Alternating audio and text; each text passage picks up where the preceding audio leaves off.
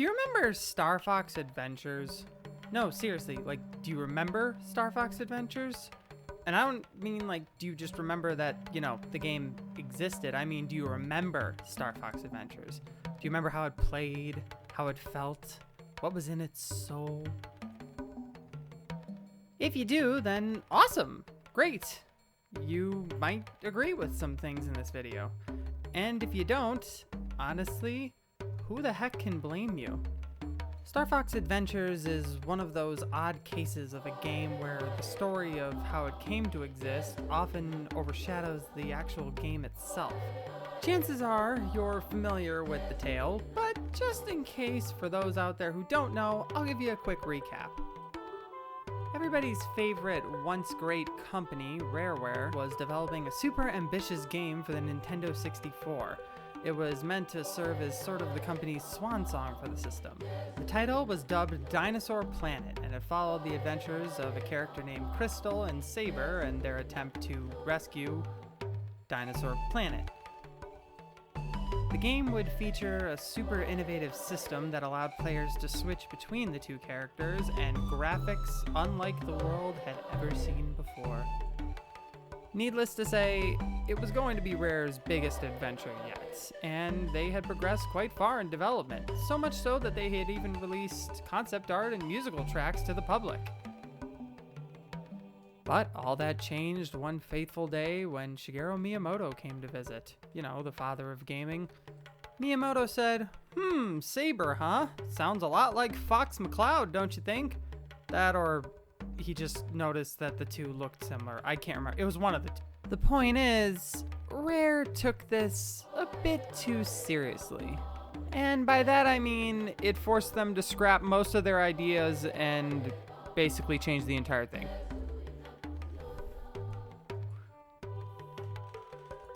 Yes, that's right. This one comment led to Rare changing the entire direction of the video game. This man is a powerful mother. Bottom line, what we ended up with was a very confused Star Fox game and a very, very confused fan base. And there are a lot who still can't look past this moment. For many, this was considered the beginning of the end for the Star Fox franchise, a turning point that would lead Fox Mccloud to barrel roll downhill and down and down and down and down and down and down again. But that's not what I'm here to talk about today. This is my first major gaming related video, so bear with me if this kind of, sucks balls, but even I was kind of scratching my head at first on why, of all things, Star Fox Adventures was the first idea that popped into my head to make a video on. And I think I may have figured out why, though I'll leave that till around the end of the video for you to find out. What I'm going to do here is instead look back on the game itself. Was Star Fox Adventures any good? Was it as bad as some people remembered? Did the fact that it was a Star Fox game that played nothing like a Star Fox game really even matter? What worked about it? What didn't? I don't know, I've always been fascinated on looking back on old games and seeing the negatives and the positives, and how they were built basically led to the changing of the medium itself. But enough sounding like a pretentious bitch. Let's do it. Let's look back on Star Fox Adventures. Maybe it'll be fun. Stick around. Let's see how it goes. Star Fox Adventures was of course released for the GameCube, not the Nintendo 64, and boy howdy does it still look pretty damn good today. But there are definitely some negatives here. This game gets a lot of criticism, and in many ways it does deserve it. Combat is simplistic, the game has a few too many filler segments, and the entire package as a whole is definitely prone to Rareware's greatest sin as a company: very unnecessary and repetitive backtracking. And yes, this is a Star Fox game that barely at any time feels like a Star Fox game. The on-rail R-Wing sections are extremely short, and there are only 5 of them. Yes, I'm not kidding. There are only 5. don't forget about the aiming. Oh, God, the aiming. And then, of course, we have the voice acting, which, you know. Whack. Et kokio fiho if kutsuk. Sud kubo. How do you know Crystal? I helped her get onto General Scale's galleon, but after I left, I was captured by the shark claws. The shark claws. The shark claws. Ah, a lantern to light your way. Good. Yes, very good. Good, good, excellent. For the record, I actually love this game's voice acting myself, and I find corny voice acting in general to be super charming. I mean, just look at Star Fox 64, arguably the most quotable video game of all time. Do a barrel roll. At the end of the day, to be honest, Star Fox Adventures is little more than a solid Zelda clone. But, and this is a very big but, there are a few shiny jewels, or should I say scarabs, to be found in the middle of all this dirt. Kind of look at Star Fox Adventures as one of those games in which the few positives that it does have largely outweighs any of the negatives. And what's more, I feel some of these positives are very noteworthy, and honestly, there's some things that this game gets right to this day that some Nintendo games don't even get right. Hell, that includes Zelda. Let's start with the most basic and then work our way up to the major one, which is largely the reason why I made this video in the first place. I really like the prologue of this game. It's an exciting catalyst for the adventure to come, and I feel that playing as Crystal first was a genius way of getting the players to anticipate Fox's arrival more and more. We almost immediately meet the villain, get an idea of why Crystal's here and what's going on, and then tragedy strikes. Really well done. I mean, it's nothing major, but for Nintendo standards, this is actually a little refreshing. Getting to play as a completely different character in the beginning was a lot like how I felt in Kingdom Hearts 2. At first you think, who the hell is this bitch? But then you slowly start to care for them more and more. And intermixed with your ongoing anticipation for the arrival of the main hero, you're also a little worried about the character that you've just come to know. This is a well-paced beginning moment that really sets the stage. It sets it quite well. Plus Crystal's hot. That helps. You see, I've kind of always felt that a lot of video games struggle with opening acts, but Star Fox Adventures is not one of those games. It's not always a good idea to take a linear approach from the very beginning. A rather exciting opening scene can get the player on board right away. Movies do it a lot. This opening gives us just enough drama to start chewing on.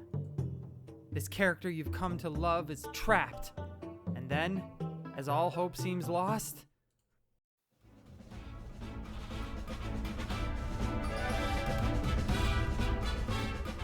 BAM! Look, I know it sounds silly because this game is corny as all hell, but I still get goosebumps every time the Great Fox comes into frame here. In fact, Star Fox Adventures really paces itself well overall. It's never dull for too long, and it's never overly exciting for too long. I think a large reason for this comes down to the genius idea of bridging each of the game's major dungeons through Arwing segments. This is a game that knows when shortcuts shouldn't be taken. It doesn't necessarily need these segments, and it doesn't necessarily need these long cutscenes of Fox taking off in his ship and the following landing sequence. But every time you watch it, it feels like an event. It feels like, oh shit, here we go, on to the next planet. I love that Star Fox Adventures is a game that realizes when it's okay to linger on something a little bit. Let me set the stage for how dramatic it gets. Fox will discover his next objective, and the game will develop its next story point. You then race to your ship to get to the next dungeon. Here's what follows.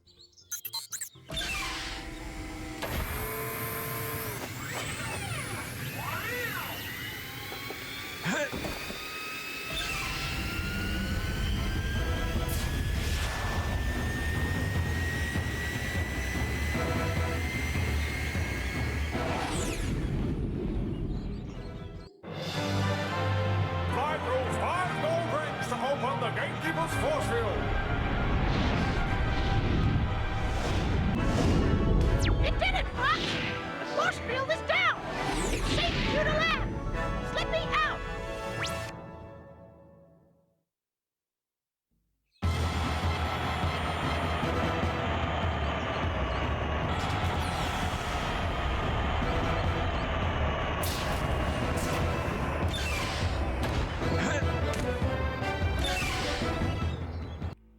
about you, but I kind of get goosebumps every time I go through this sequence. These are super small touches, but they make this entire thing much better. I don't know, this was just a really unique take for a Nintendo game, and Rare's touch really shows here. I like it a lot, and I think it's clever how they give the players an idea of where Fox is going before even he does. What's this? Dramatic irony? I think that's what it is. Again, this is a fine example of how bringing in another company can help freshen up some of Nintendo's sometimes stale ideas. Rare is of course a Western company, and even though a Western touch isn't always good for video games, sometimes it is. Which is also the perfect segue for my next point, the characterization of Fox Mccloud himself, another thing I really love about this game. Look, I'll just say it, I love him to death, but most Nintendo characters aren't all that deep. There's not a whole lot to them, even if they're incredibly likable at times. But, and even though it's nothing spectacular here, I don't think it's too much of a stretch to say that Fox in Star Fox Adventures is, well, easily the deepest the character has ever been, but perhaps even one of the deepest iterations of a Nintendo character in general. This might at first sound like a negative, but Fox's intentions in this game are a lot more questionable at times than they are just. Enter our shrines. I can't just stop now to save this stranger. He shows a selfish side and not just, one-dimensional, righteous sort of hero side that we see in something more like Link. In other Star Fox games, aside from Fox's desire to avenge his father, there's really doesn't boil down to much more than that. However, here, Rareware actually gives a refreshing take on the character. You see, aside from a light sense of heroism, Fox has two main motivations in Dinosaur Planet: to get paid and to get puss. But how do I get mine in there? Yes, I'm not joking about this. Fox is basically saving this planet so that they can get money. I'm here, guys. Mission accomplished. Contact General Pepper so we can get paid. No, I'm not paid enough for this. Look, fella, I'm not paid enough to keep getting you guys out of trouble. And because he's horny. What am I doing? And it's freaking fantastic. There is something just so refreshing about seeing a Nintendo character this selfish and this arguably flawed. He comes across like a real person. Fox. He even fucks up a few times and makes a few mistakes. I'm sure there are many who would see this as a negative character trait, but honestly, I appreciate the bravery of this, and in a strange way, I kind of find it more relatable. Yeah, I know, it might sound crazy, but Star Fox Adventures actually has one of the deepest forms of Nintendo characterization that I've ever seen. Again, this is nothing outstanding, but it is appreciated. Star Fox Adventures could teach a thing or two to some other Nintendo games. It even attempts a decent story. Is it good? No. But it attempts it. Okay, to be fair, there actually are some really exciting moments here, and the ending, well, I won't spoil it, but those who have played, yeah, it's a pretty neat shocker. But there is one aspect of Star Fox Adventures that I believe deserves special notice. Something the game does so well that I feel just needs to be mentioned and needs to be studied by other Nintendo developers. It's something a lot of Rare games excel in, but I think it's something they pull off best of all in this game, and that is atmosphere. Upon replaying this game in order to make this video, this was really what I had in mind going in. I wanted to see if these aspects held up, and wow, do they ever. Compared to even some games today, Star Fox Adventures is a game that just feels so alive.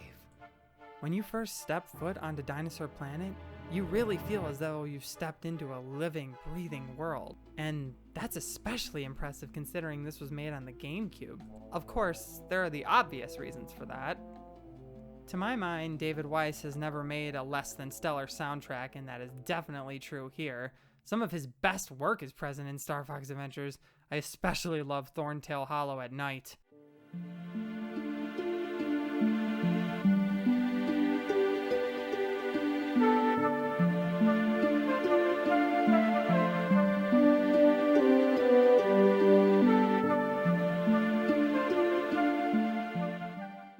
Whew! Doesn't it just make you feel so peaceful? But in my opinion, atmosphere has always been in the finer details, and that is something Star Fox Adventures nails more than any other Nintendo game I've seen. Well, aside from Wind Waker, of course. The way the wind blows, the way the water flows, the way the dinosaurs go to sleep at night, the way Tricky sometimes runs off on his own to play. Ooh, I got one! Or how about how, the soundtrack actually changes at night sometimes? I love when games do that. Star Fox Adventures is an amazing example of how finer touches can go a long, long way. Just listen to some of the sound design here.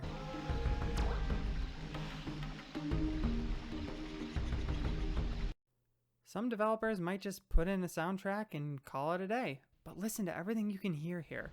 Really, try and pick it all out.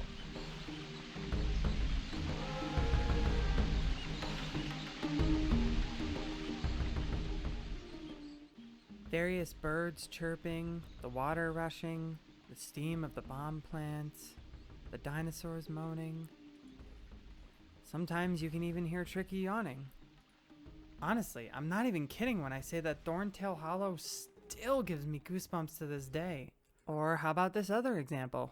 Notice as Crystal goes from the deck of the ship to the interior.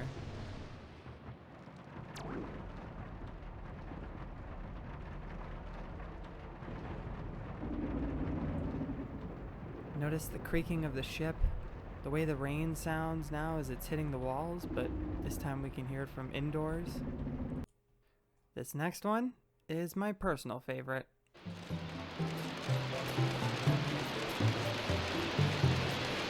Play!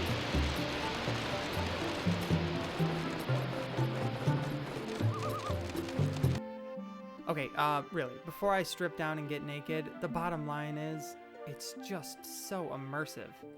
You can find examples like the ones I've shown here all over Dinosaur Planet. You know what else I love? How much personality they put into the individual tribes of Dinosaur Planet. It wasn't even necessary, but they did it anyway.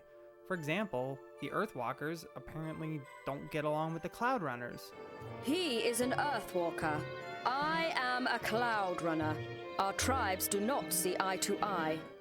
Yeah, I know, I just said that, you dumb cow. But seriously, the atmosphere is stellar in this game, and it's made it age quite well.